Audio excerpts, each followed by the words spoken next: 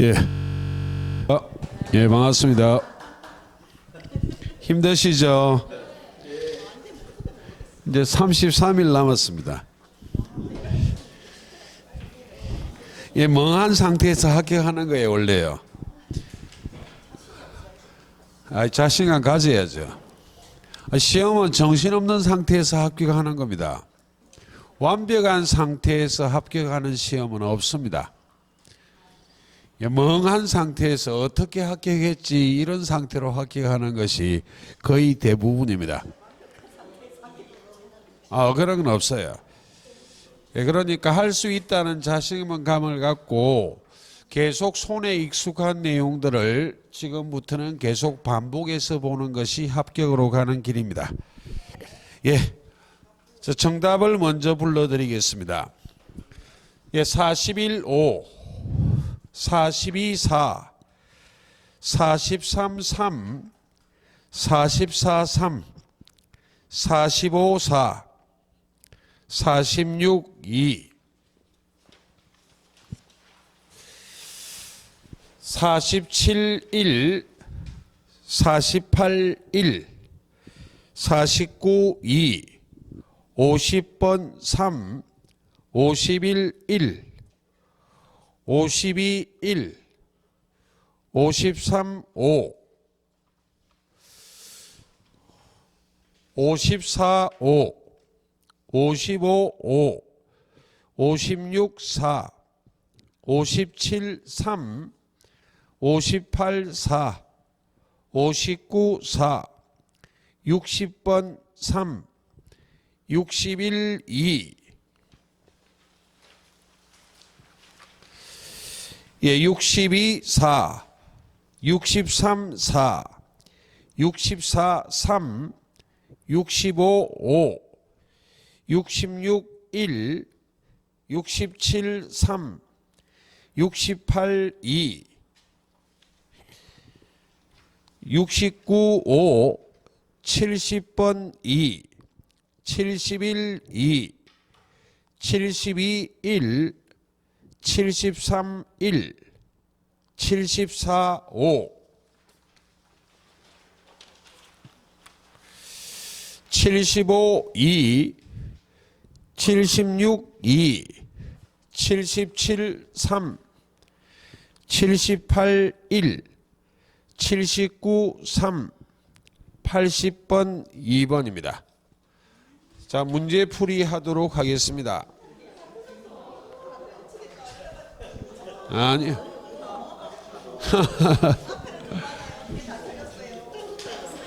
예, 그렇게 해서 합격하는 겁니다.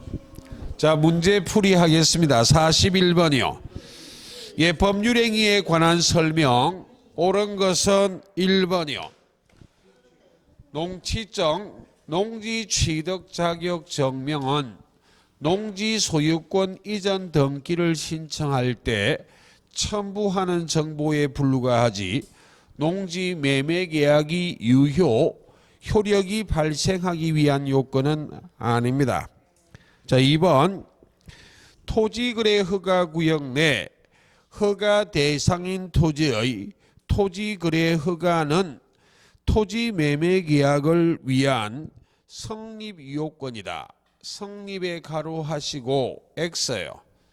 토지거래 허가는 농지 매매 계약이 효력 발생하기 위한 요건이에요. 그러므로 허가를 얻기 전 상태는 유동적 무효였다가 허가를 얻으면 유효가 확정된다는 말이 유효 요건, 효력 발생 요건이지 성립 요건이 아닙니다. 세 번째, 첫째 줄 마지막에 성립에 가로하고 X예요. 예, 하나의 예를 들었을 뿐입니다. 법률행위 부관인 조건과 기한은 법률행위의 효력 발생 요건, 효력 요건, 즉 유효 요건이지 성립 요건은 아니다. 네 번째요. 예, 저당권을 설정해 주는 행위는 처분행위입니다.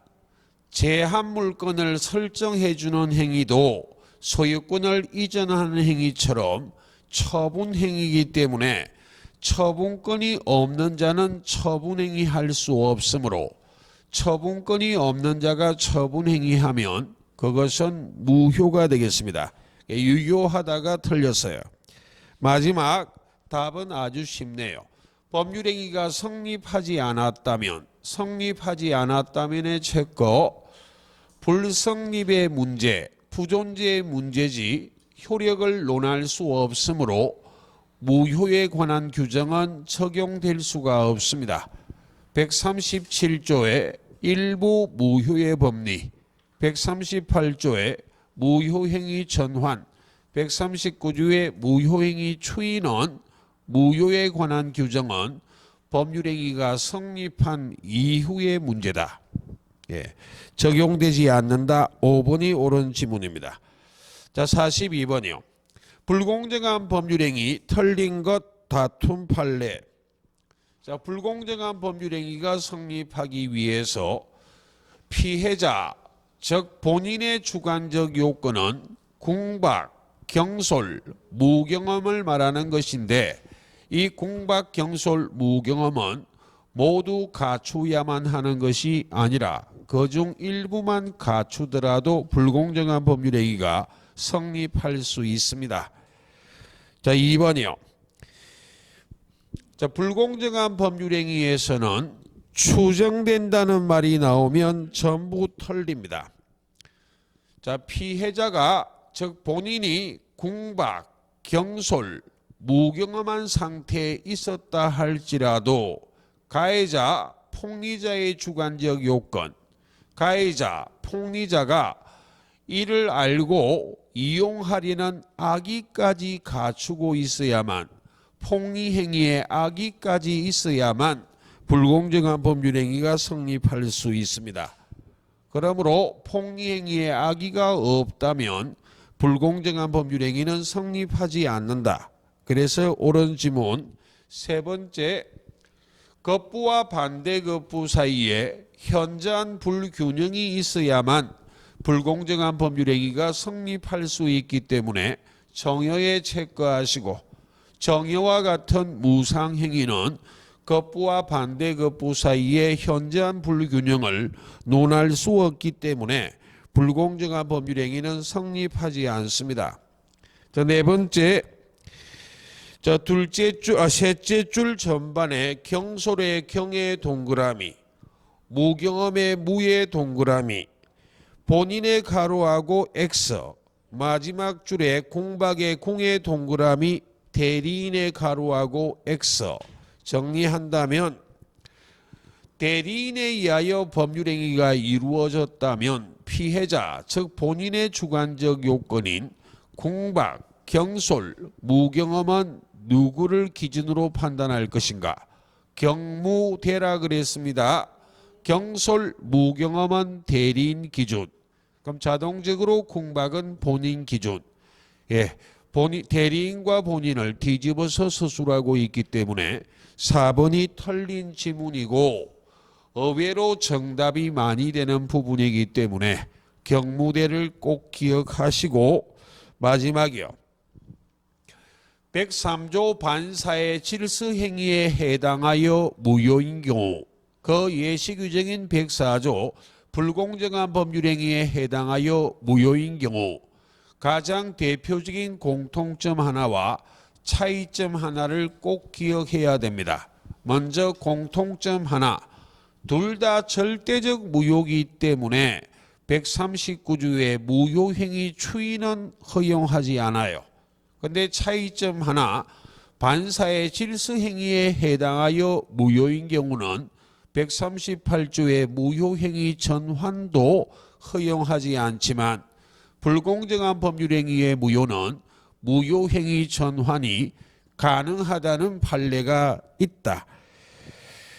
그래서 5번은 옳은 지문입니다. 추인은 허용하지 않지만 전환은 가능하다. 불공정한 법률행위. 그 다음에 43번입니다. 동기의 착오를 이유로 법률행위를 취소하기 위한 요건이 아닌 것은, 자, 먼저 4번, 5번을 묶으시고 자, 1, 2, 3을 크게 묶으시고 4, 5번을 묶으시고 얘 동기의 착오를 물어보면 주로 판례 1, 2, 3번에서 정답을 만드는 것이 일반적인데 이 4번, 5번을 자꾸 관가를 해요. 강조를 안 하니까 너무나 당연하기 때문에. 그럼 먼저 4번, 5번부터 정리합니다.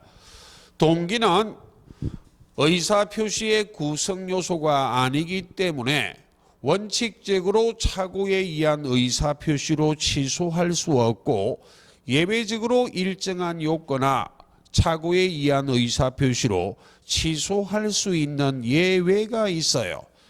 그럼 의사표시를 착오해도 법률행위 내용의 중요 부분의 착오에 해당해야 하고 표의자에게 중대한 과실이 없어야만 착오에 의한 의사표시로 취소합니다. 그럼 동기를 착오한 것은 더더욱 법률행위 내용의 중요 부분의 착오에 해당해야 하고 표의자에게 중대한 과실이 없어야 된다는 것은 너무나 당연해요. 중요한 의사표시를 착오해도 두 가지 요건을 갖추어야 착오에 의한 의사표시를 취소하는데 원래는 의사표시도 아닌 동기를 예외적으로 착오에 의한 의사표시로 취소할 때는 그 두 가지 요건은 당연히 갖추어야 된다는 이야기예요. 그래서 이건 너무나 당연하기 때문에 교재에 서술도 안 해요. 그럼 시험에 물어보면 배운 적이 없으니까 자꾸 틀렸다고 생각한다고요. 이 4번, 5번을 먼저 봅니다. 동기의 착오가 법률행위 내용의 중요 부분에 관한 것이어야 하고 5번 표의자에게 중대한 과실이 없어야 한다. 즉 표의자의 직업이나 행위의 종류 등에 비추어 보통 요구되는 주의를 현저히 결여하지 않아야 한다. 이 말이 중과실이 없어야 된다는 말입니다. 이 두 가지는 의사표시를 착오했던 동기의 착오를 예외적으로 취소하든 이 두 가지 요건은 원칙적으로 갖추어야 한다. 그럼 1, 2, 3이 대법원 판례 죄송합니다. 동기의 착오를 예외적으로 착오에 의한 의사표시로 취소하기 위한 요건 동기 표시설에 관련된 판례를 지문 세수로 나누어 서술했을 뿐입니다. 동기 표시설의 표시란 합의를 요하지 않는다. 그걸 좀 기억하라는 이야기예요. 동기 표시설의 표시를 물어보면 주로 정답을 만드는 요소가 합의를 요하는지 요하지 않는지 그것만 변화가 되는 게 일반적이에요. 그래서 1, 2, 3이 같은 판례예요. 자, 정리 1번 죄송합니다. 동기를 당의 의사표시의 내용으로 삼을 것을 상대방에게 표시해야 한다. 표시의 체크요. 이게 동기 표시설입니다. 그리고 2번 동기가 의사표시의 해석상 법률행위 내용으로 되어 있다고 인정돼야만 하고 세 번째 당사자 사이에 그 동기를 의사표시의 내용으로 삼기로 하는 체크 합의가 이루어져야 한다라고 되어 있기 때문에 3번이 틀렸어요. 정리 동기의 착오는 원칙 동기는 의사표시의 구성요소가 아니기 때문에 착오에 의한 의사표시로 취소할 수 없다. 예외적으로 동기의 착오를 착오에 의한 의사표시로 취소하기 위해서 동기가 표시돼야만 한다는 것이 대법원 판례예요. 그때 동기 표시설은 동기가 표시되고 법률행위 내용으로 되어 있다고 인정되면 족하지 합의까지 요하지는 않는다 하는 판례에서 딴 거 다 버리고 그냥 합의를 요하지 않는다를 꼭 기억하자. 이게 동기 표시설이고 판례는 한 걸음 더 나아가 동기가 표시되지 않아도 상대방으로부터 유발된 동기의 착오는 착오에 의한 의사 표시로 취소할 수 있다는 판례가 있습니다. 그 다음 44번이요. 의사 표시와 관련된 우리 민법의 적용에 관한 설명, 옳은 것 다툼 판례. 자, 1번이요. 1번은 셋째 줄 중앙에 취소의 가로하고 X입니다. 107조 진위 아닌 의사 표시는 원칙 표시한 그대로 효력이 있다. 그 말이 표시주의가 적용되어 그대로 유효한 것이 원칙이지만 상대방이 표의자의 진위 아님을 알았거나 알 수 있었을 경우 무효로 한다고 규정하고 있지 취소할 수 있다고 규정하고 있지 않아요. 그래서 1번 틀렸어요. 두 번째, 공무원의 공의 동그라미요. 신공주는 107조를 적용하지 않습니다. 신분행위, 공법상 행위, 주식, 인수, 청약. 그중에 시험에 의미가 있는 건 공이에요. 공법상 행위는 107조를 적용하지 않기 때문에 사인의 공법상 행위에도 적용하지 않는다. 사인의 공법상 행위의 가장 대표적인 사례가 공무원이 진위 아닌 의사 표시로 사직원을 제출한 사건이요. 107조를 적용하지 않기 때문에 서로 상대방이 진위 아님을 알았거나 알 수 있어도 무효가 되지는 않아요. 언제나 유효하다. 대표적인 사건이 1980년도에 공무원 숙청 사건이라 그랬어요. 단 한 분도 복직이 된 분이 있다 없다? 없어요. 그래서 적용된다라고 돼 있어 틀렸습니다. 그 다음에 3번 첫째 줄 마지막 당사자 사이 체크하시고 통정허위 표시는 당사자 간에는 언제나 무효예요. 만약 제3자가 있고 그자가 선이라면 그 무효를 대항하지 못할 뿐이지 선의의 제3자가 있어도 통정허위 표시는 당사자 간에는 언제나 무효고 이 무효를 선의의 제3자에게 대항하지 못할 뿐이에요. 그럼 제3자가 있든 없든 제3자가 있는데 선이든 악이든 가리지 않고 당사자 간에는 언제나 무효입니다. 예, 그래서 3번이 옳은 지문이에요. 그 다음 네 번째요. 자, 이게 제3자의 사기란 걸 알아야만 해요. 즉 다시 말하면 다시 한번 시각적으로 보여드리면 갑을 간의 채권 채무 관계에 있어요. 그럼 채권자가 혹 변제기에 채무를 변제하지 않을까봐 보증을 세우라고 요구하면 이 갑이 친한 친구한테 찾아가는데 10억이라 말하면 보증 안 써줄 것 같거든. 그래서 뻥을 친다고. 무엇이라고? 1억이라고. 그래서 병이 을과의 친분관계를 생각하고 1억 정도라면 차마 거절을 못해 보증계약을 체결했습니다. 그럼 보증계약의 당사자는 보증인하고 채권자가 당사자지 채무자가 당사자다 아니다. 이 채무자는 제3자에 불과해요. 즉 채무자가 보증인을 사기한 것은 무엇이다?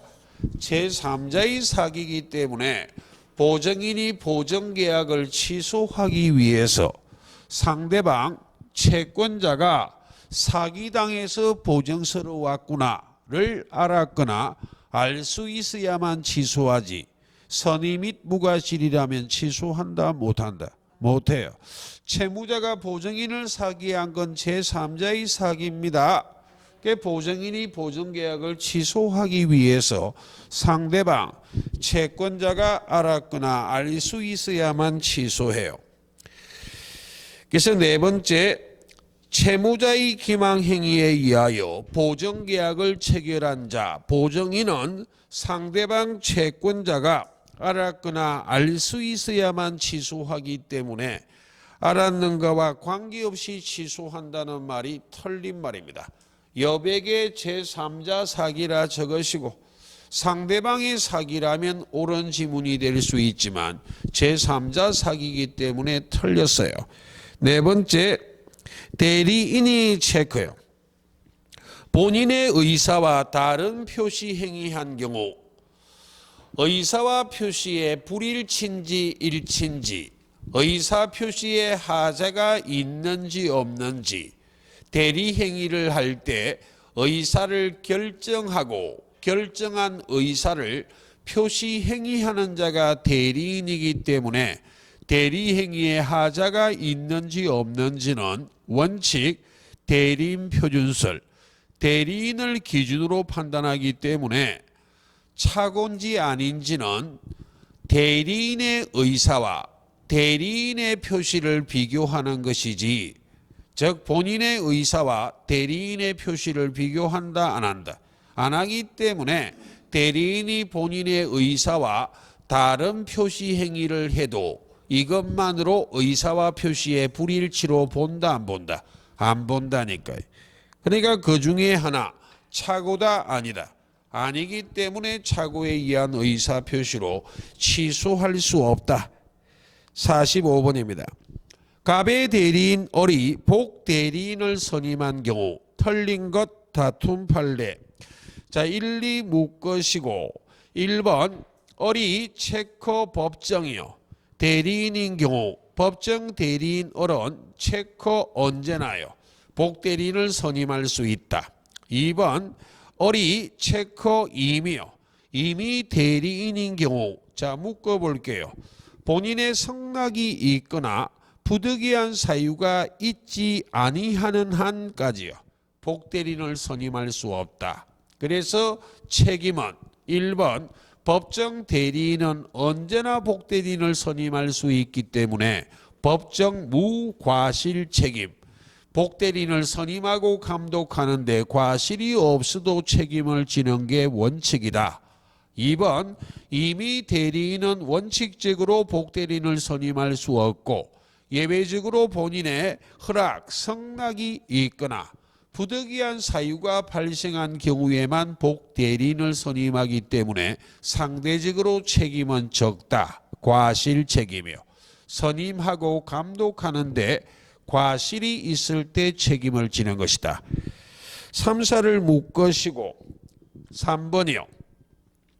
대리의 목적인 법률행위의 성질상 체커 대리인 자신에 의한 처리가 필요하지 아니한 경우까지요. 아니한의 동그라미요. 이 문맥을 보고 이렇게 이해하라고. 대리행위의 성질상 대리인 자신에 의한 처리가 필요하지 않다는 말은 누가 해도 결과는 큰 차이가 없다 이런 말입니다. 달리 말하면 아무나 대리해도 결과는 큰 차이가 없는 행위다. 이런 행위에 대해서는 본인이 명시적으로 복대리인 선임을 금지하지 않는 한 복대리인 선임에 관한 본인의 묵시적 성낙이 있다고 보는 게 대부분 판례예요. 행위의 결과가 누가 해도 대동소이하다면 대리인 자신에 의한 처리가 필요하지 않는 행위라면 그래도 본인이 명시적으로 나는 복대리인 선임하면 돌아갑니다 라고 금지를 하면 복대리인 선임하면 안 되지만 본인이 명시적으로 복대리인 금지에 관한 의사를 표시하지 않는 한 복대리인 선임해도 되기 때문에 복대리인 선임에 관한 본인의 묵시적 성낙이 있다고 본다는 것이 판례의 입장이에요. 그럼 4번이요. 갑이 을에게 체커 아파트 분양 업무까지를 위임한 경우 갑이 아파트를 짓고 을에게 분양 사업을 위임했다고. 그럼 아파트 분양 업무는 대리인 자신이 직접 처리해야만 되지 아무나 해서는 된다 안 된다. 수임인, 대리인의 능력 여부에 따라 이 분양사업의 성공 여부가 좌우가 된다고. 오직하면 갑이 아파트를 짓고 분양할 능력이 없어 분양 능력이 뛰어난 을에게 분양사업을 위임했겠느냐고. 이런 건 반드시 대리인 자신이 처리해야 되는 업무입니다. 이런 업무는 반대로 본인이 명시적으로 복대리인 선임해도 좋습니다라고 승낙을 하지 않는 한 절대로 복대리인을 선임해서는 된다 안 된다? 안 된다고. 그래서 을은 갑의 승낙이 없다면 복대리인을 선임하지 못한다. 그래서 네 번째가 틀렸어요. 자, 다섯 번째요. 갑이 그의 아들 을의 채무에 대한 담보 제공을 위하여 아들 을에게 인감 도장하고 인감 증명서까지 교부했다면 이는 아들 을에게 체커 복인권을 포함하여까지요 채무 담보를 위한 일체 대리권을 부여한 것으로 볼 수 있다는 것이 판례의 입장입니다. 자, 그 다음 46번이요. 무권 대리 행위의 추인에 관한 설명, 다툼 판례. 1번 무권 대리의 추인은 추의 동그라미요. 상추의 추, 상대방 있는 단독행위입니다. 의사표시입니다. 의사의 통지, 즉 준법률행위 아니에요. 의사표시라고. 의사표시와 준법률행위는 구별이 됩니다. 예. 그래서 1번은 틀렸고 2번이요. 자, 무권 대리의 추인의 소급표는 제3자의 권리를 해하지 못한다라는 민법의 규정이 있어요. 자, 다시 무권 대리 행위를 본인이 추인하면 원칙 소급하여 유효가 확정됩니다. 그러므로 이 소급표 때문에 제3자가 불측의 손해를 입을 우려가 있기 때문에 소급표를 제한하겠다는 규정을 두고 있어 제3자의 권리를 해하지 못한다고. 그럼 제3자의 권리가 추인 때문에 소급표가 인정되면 충돌이 생겨야 되잖아요. 서로 상충이 되지 않는다면 이 규정은 적용할 필요가 없거든. 그래서 판례가 이렇게 말합니다. 이 규정은 체커 상대방이 취득한 권리까지요. 그리고 체커 제3자가 취득한 권리까지요.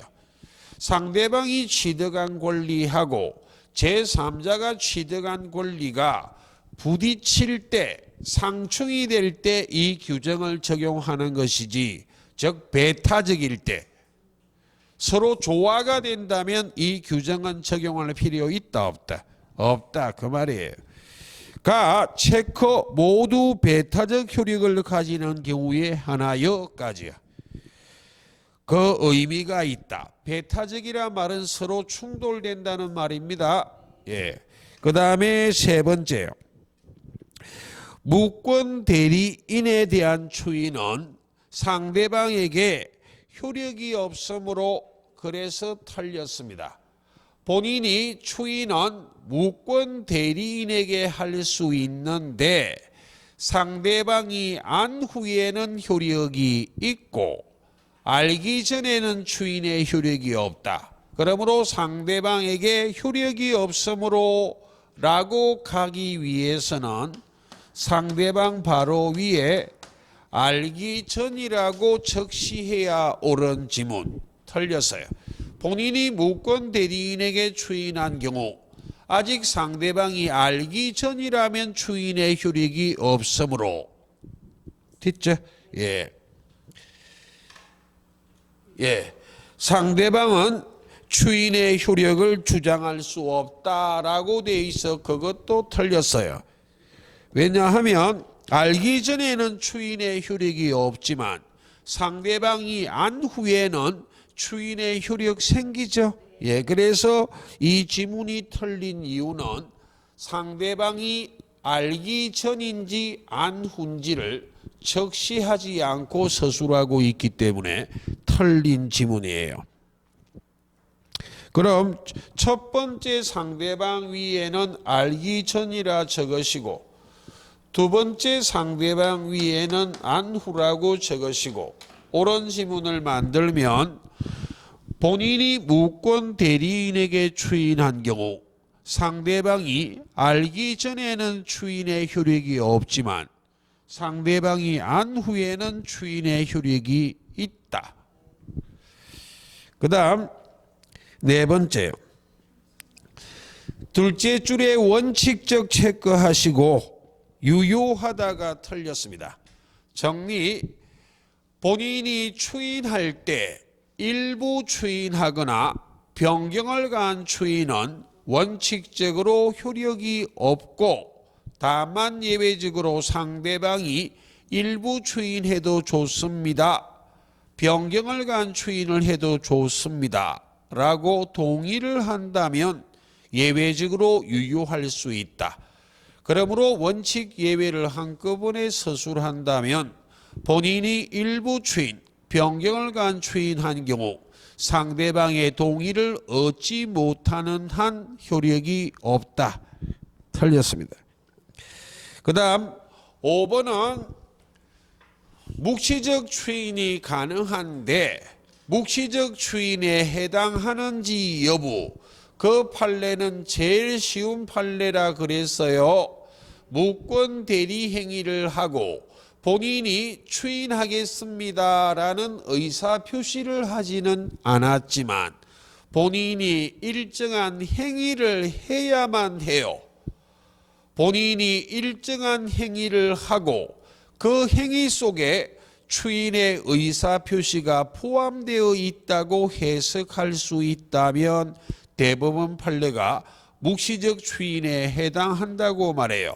그럼 지금부터 5번 지문을 읽을 때 본인이 뭔가 했다는 말이 오면 묵시적 추인, 본인이 아무것도 하지 않고 그냥 방치하였다 이런 건 묵시적 추인이 아니에요. 본인이 뭔가를 했는지 안 했는지를 찾아보자. 자, 5번이요. 무권 대리인이 검언을 차용하는 계약을 체결한 후 변제기일에 채권자가 본인에게 변제를 독촉하자 체크 본인이 그 직업의 유예를 요청까지요 하였다. 본인이 뭔가를 했다 안 했다? 했잖아요. 이건 묵시적 추인이에요. 예, 그래서 틀렸네요. 자, 다음 47번이요. 표현들이 가장 잘못된 것 대부분 판례. 자, 1번입니다. 의외로 빈출 판례예요. 표현 대리는 무권 대리 행위함에 있어 본인이 밀접한 관련이 있어 본인이 전적인 책임을 지는 무권 대리를 표현 대리라 말해요. 표현 대리가 성립하면 본인이 전적인 책임을 져야만 해요. 그러므로 상대방에게 과실이 있다 할지라도 과실상계 법리를 유추 적용하여 본인의 책임을 경감 깎아주는 건 없다는 게 대부분 판례입니다. 예, 그래서 1번이 답이네요. 자, 2번이요.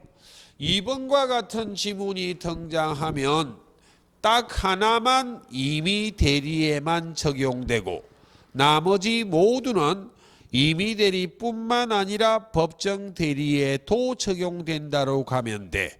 그럼 딱 하나 임의 대리에만 적용되는 것은 125조의 표현 대리, 대리권 수여의 표시한 표현 대리는 숙권행위 하지 않았음에도 불구하고 숙권행위 했노라 표시한 표현 대리이기 때문에 숙권행위와 밀접한 관련이 있는 표현 대리이기 때문에 임의 대리에만 적용되고 나머지 모두는 임의 대리뿐만 아니라 법정 대리에도 적용된다.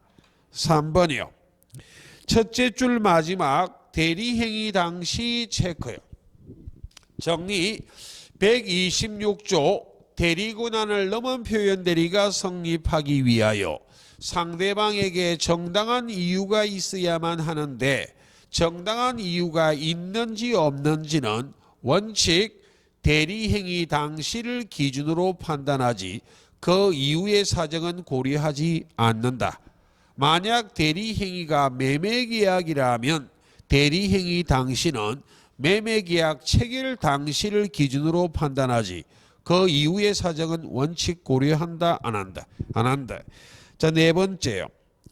자, 126조의 표현들이 대리권한을 넘은 표현들이는 기본적인 대리권이 존재하고 그것을 넘은 표현들이 행위를 해야만 하는데 기본적인 대리권과 그것을 넘은 행위는 동종 유사할 필요가 없기 때문에 기본적인 대리권이 공법상 행위할 대리권인데 그것을 넘은 사법상 법률 행위를 했거나 또는 반대의 경우에도 126조의 표현 대리는 성립할 수 있다. 그 다음 마지막 5번이요.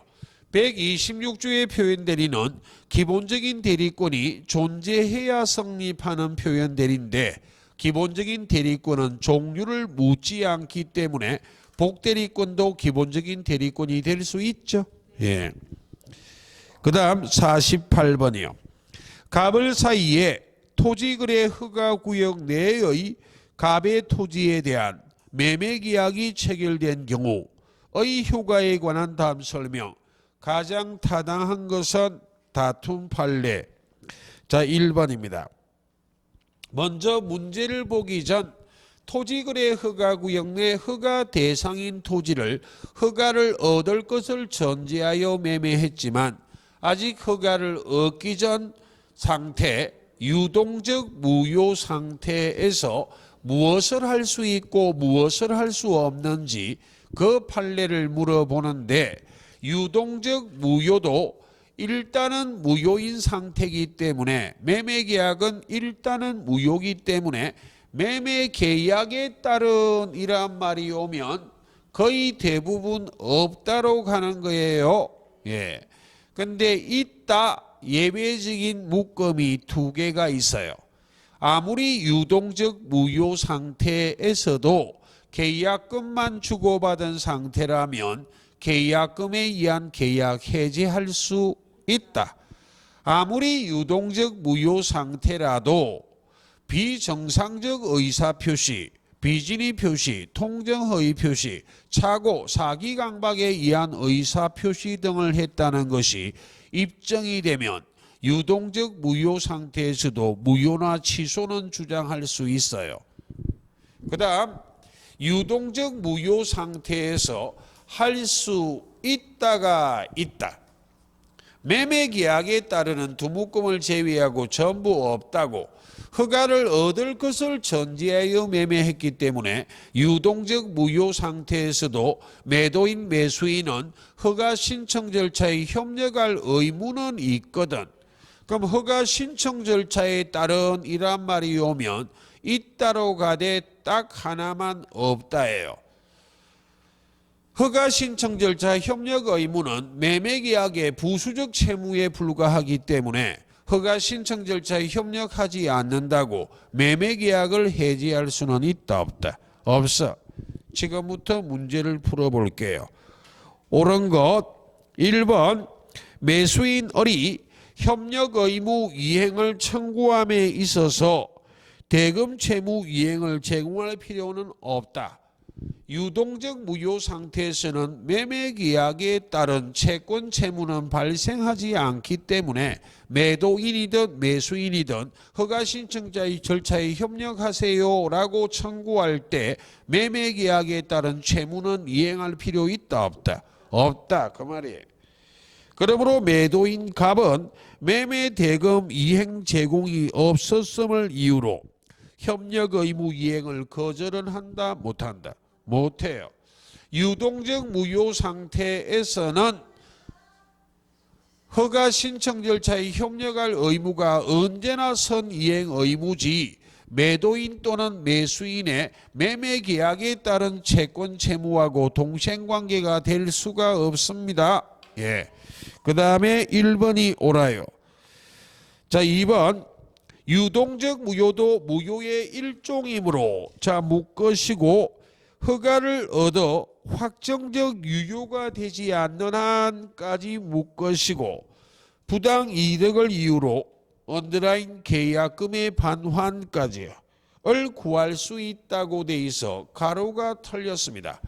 유동적 무효 상태에서 매수인이 계약금에 의한 계약 해제할 수 있지만 계약금에 의한 계약 해제는 매수인이 계약금을 포기하는 걸 말해요. 유동적 무효, 무효를 주장하여 계약금의 반환은 청구할 수 있다 없다? 없어요.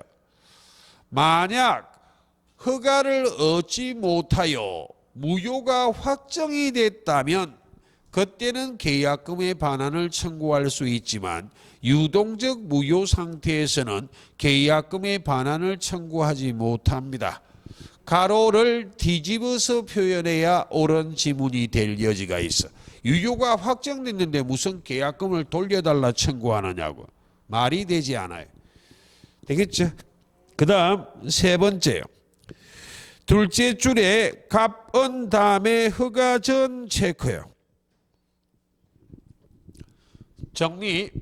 유동적 무효 상태에서는 매매 계약에 따른 채권 채무는 발생하지 않기 때문에 아직 허가를 얻기 전 유동적 무효 상태라면 중도금 지급기일이 도래해도 매수인은 중도금 지급 의무 자체가 없어요.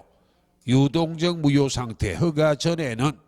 그럼 매도인은 중도금 지급기일에 중도금을 지급하지 않는다고 채무불이행 책임을 물어 매매계약은 해지한다 못한다? 못해요. 그 다음에 네 번째 첫째 줄 중앙에 지정 체크 해제 체크요. 정리. 토지거래 허가구역으로 지정된 토지를 매매계약을 했으나 아직 허가를 얻기 전 지정이 해제가 된다면 허가를 얻을 필요 없이 유효가 확정됩니다. 예, 그래서 틀렸네요. 그 다음 마지막 여전히 무효란 말도 틀렸고 지정이 해제가 되면 유효가 확정됐기 때문에 매매가 유효가 확정이 됐기 때문에 매도인 매수인은 매매계약상의 채권 채무를 행사할 수 있죠. 예, 그 말이에요. 그 다음에 다섯 번째요. 다섯 번째는 하나의 예시에 불과하고 가장 큰 줄기는 이런 말입니다. 강행법규 중 효력 규정을 위반하여 무효인 법률행위에 대하여 무효인데 귀책 사유 있는 당사자가 스스로 무효를 주장할 수 없다면 유효가 되는 결과가 생긴다면 입법 취지를 몰각하는 결과가 생길 수 있으므로 강행법규에 위반하여 무효인 법률행위라 할지라도 무효인데 대하여 귀책 사유 있는 당사자 스스로 무효를 주장할 수 있다가 판례예요. 그럼 5번이요. 토지거래가 매수인의 귀책 사유로 불허가 되어 확정적 무효가 되어도 무효인데 귀책 사유 있는 당사자 을이 스스로 무효를 주장할 수 있다 없다? 있다. 49번이요. 법률행위의 취소 틀린 것 다툼 판례. 자, 셋째 줄 전반에 제척기간 체크하시고 끝입니다. 민법 146조 취소권의 소멸. 추인할 수 있는 날로부터 3년 내, 법률행위 한 날로부터 10년 내 취소권을 행사해야만 하지 그 기간이 경과하면 취소권을 소멸시키겠다는 규정을 두고 있고 이때 3년 10년은 판례가 법이 예정한 권리 행사 기간, 제척 기간이라고 바라보고 있어요. 우리 시험의 기간은 단 하나도 소멸시효 기간 없어요. 전부 다 제척 기간이에요. 그 다음에 2번이요. 둘째 줄 마지막 무효인 법률행위의 추인 체크요. 정리. 취소할 수 있는 상태는 일단 유동적 유효 상태인데 취소권자가 선택할 수 있습니다. 취소권을 행사하거나 취소권을 취소할 수 있는 법률행위를 추인하거나 취소한 후에는 취소할 수 있는 법률행위의 추인은 허용하지 않고 추인한 후에는 취소할 수 없어요. 선택하기 때문에. 그런데 만약 취소권자가 취소하여 소급하여 무효가 됐다면 취소권은 행사했으니까 취소할 수 있는 법률행위의 추인은 허용하지 않지만 무효가 됐기 때문에 무효행위의 추인은 가능합니다. 예, 그 말이 2번이에요. 그래서 2번이 틀렸네요. 3번이요. 강박에 의하여 물건을 매수한 자가 그 물건을 제3자에게 매도한 경우 제3자 위에는 특정이라 적으시고 제3자에게 매도했다는 말이 제3자가 매수인 특정 성계인입니다. 그럼 정리, 취소권자는 제착사강과 그 대리인과 성계인이 취소권자인데 성계인은 포괄 성계인이든 특정 성계인이든 모두 취소권자이기 때문에 강박에 의한 의사표시한 자의 특정 성계인도 취소할 수 있다고 가야죠. 예. 그래서 3번은 옳은 지문이요. 자, 4번. 미성년자인 제한능력자는 스스로 취소권자이기 때문에 제착사강의 제기 때문에 취소권을 행사할 때는 법정 대리인의 동의 없이 단독으로 취소할 수 있습니다. 예. 그리고 취소한 경우는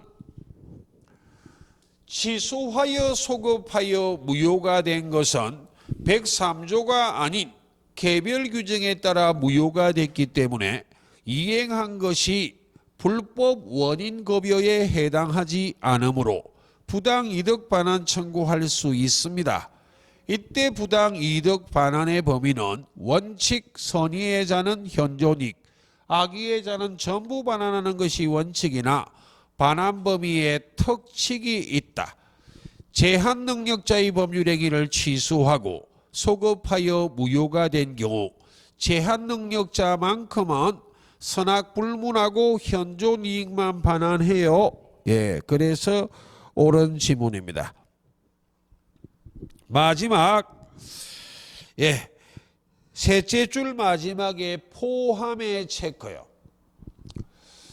취소할 수 있는 법률행위를 취소하겠습니다라는 의사표시는 하지 않았지만 취소권자가 일정한 행위를 하고 그 행위 속에 취소의 의사표시가 포함되어 있다고 해석할 수 있다면 포함적 의사표시에 의한 취소가 가능하다는 게 대부분 판례인데 지금부터 묶어볼게요. 이 속에 취소의 의사표시가 포함되어 있는지를 느껴보자. 둘째 줄이요. 자, 법률행위의 취소를 당연한 전제로 한 소송상 이행 청구나 법률행위의 취소를 당연한 전제로 한 소송상 이행 거절까지요. 묶으시고 이런 소송상 이행 청구나 이행 거절은 취소를 당연한 전제로 하여 소송상 이행 청구, 이행 거절을 하는 것이기 때문에 이 이행 청구나 이행 거절 속에는 무엇이 포함되어 있다? 취소가. 포함적 의사표시에 의한 취소할 수 있다는 판례입니다. 그 다음에 50번이요. 조건부 법률행위에 관한 다음 설명 틀린 것 다툼 판례. 1번 조건 체크. 첫째 줄 마지막 불확실의 체크요. 조건 불확실, 기한 확실.